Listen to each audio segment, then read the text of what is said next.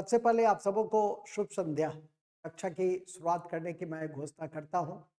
छोटी सी संक्षिप्त कक्षा है जो करंट अफेयर से संबंधित है और गुड नाइट फैक्ट्स के में जानते हैं।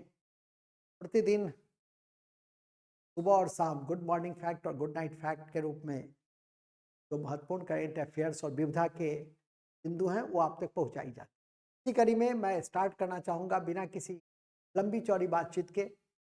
वैश्विक परिवार दिवस किस तिथि को मनाया जाता है? वैश्विक परिवार दिवस 1 जनवरी को मनाया जाता है। ध्यान रखेंगे परीक्षा के दृष्टि से दिवस आजकल पूछे जाते हैं और आप सिस्टमेटिकली इसका अध्ययन करते हैं तो इसीलिए कहीं कोई कठिनाई नहीं होगी। हाल ही में किस देश के याचिका को खारिज कर दिया गया जो ब्रिक्स की सदस्यता के लिए अप्लाई किया था? तो जानकारी में मैं किया भी हूँ कि 5 नए सदस्य जुड़े हैं। अब ब्रिक्स के सदस्यों की संख्या 10 हो चुकी और जिसका सदस्यता को खारिज किया गया वो उन्होंने आवेदन दिया था वो थे अर्जेंटीना की कैपिटल याद रखेंगे ब्यूनस आयर्स।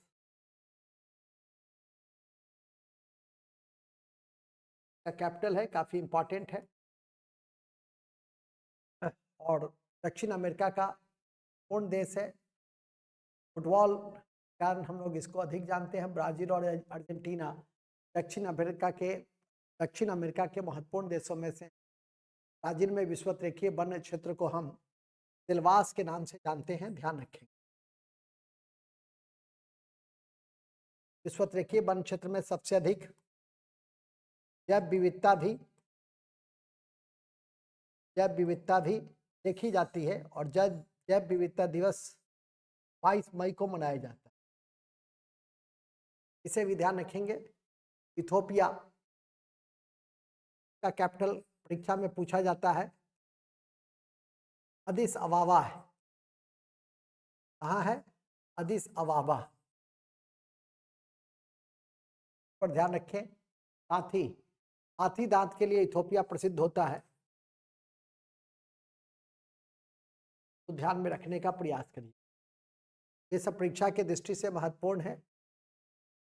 इसके अतिरिक्त 12वें दिव्य कला मेले का आयोजन हाल ही में कहाँ किया गया? बहुत महत्वपूर्ण है लेकिन समाचार पत्र में है तो गुजरात से ध्यान रखने का प्रयास करेंगे। गुजरात में सूरत में डायमंड कोर्स भी बना जो विश्व की सबसे बड़ी कॉर्पोरेट की ऑफिस है। शिक्षा की दृष्टि से उस पर नजर रखें। उत्तर प्रदेश तो ऐसे भी महत्वपूर्ण है अयोध्या को लेकर, जहाँ के अंतर्राष्ट्रीय हवाई अड्डा को वाल्मीकि नाम दिया गया है। इसी क्रम में हाल ही में उपराष्ट्रपति जगदीप धनखड़ को किस राज्य और केंद्र शासित प्रदेश के विश्वविद्यालय के अधीन कुलपति नियुक्त किए गए हैं? पुदुचेरी है, आंसर पुदुचेरी है, ध्यान रखेंगे।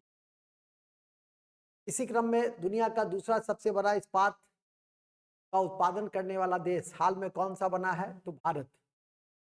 प्रथम स्थान पे चीन है, दूसरे पे भारत।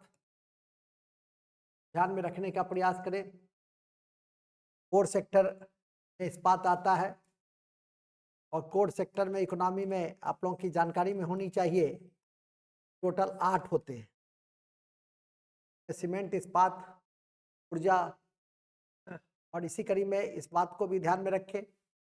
यूँ तो इसकी यात्रा इस्पात यात्रा 1913 से उत्पादन शुरू हुआ जैतपुर स्वर्णरेखा नदी के किनारे और आज़ादी के बाद दूसरे पंचवर्षीय योजना में 3 इस्पात कारखाने खोले गए और उसके बाद हर योजना में इस पर बल दिया जाने लगा। दूसरे पंचवर्षीय योजना में राउरकेला के अलावा दुर्गापुर और भिलाई विभिन्न देशों के तकनीकी सहयोग से बना। जहां भिलाई रूस की सहयोग से, वहीं दुर्गापुर ब्रिटेन की सहायता से और राउरकेला पश्चिम जर्मनी की सहायता से बना। नेक्स्ट, इस राज्य सरकार ने हाल ही में आदिवासियों और दलितों को वृद्धावस्था पेंशन की आयु को घटा दिया है और उसका घटा करके 50 वर्ष कर दिया गया है।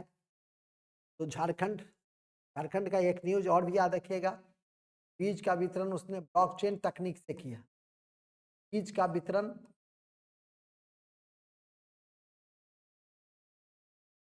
ब्लॉकचेन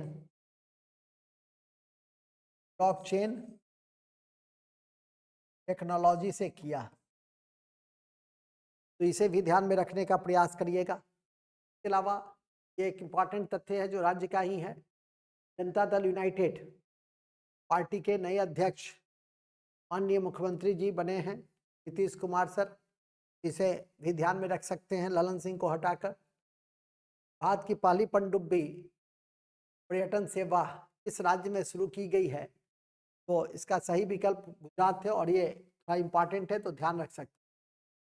सीबीआई में आएगा।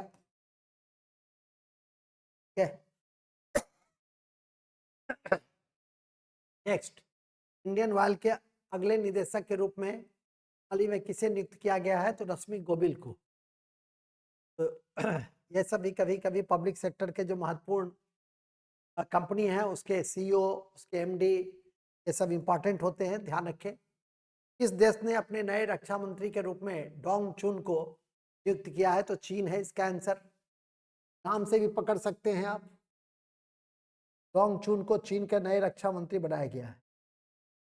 किस राज्य सरकार हॉट कुकर मिल योजना शुरू की है? ये आपके लिए आज का प्रश्न है, इस पे नजर रखेंगे। के विकल्प को कल दिया जाएगा, आज आप पर काम करें, थोड़ा देखें तो आपके लिए ज़्यादा बेहतर होगा। इन्हीं शब्दों के साथ धन्यवाद आप सबों को। हमारी कल सुबह के सत्र में फिर हम आगे बढ़ने का प्रयास करेंगे। जय हिंद, जय भारत, बहुत बहुत धन्यवाद।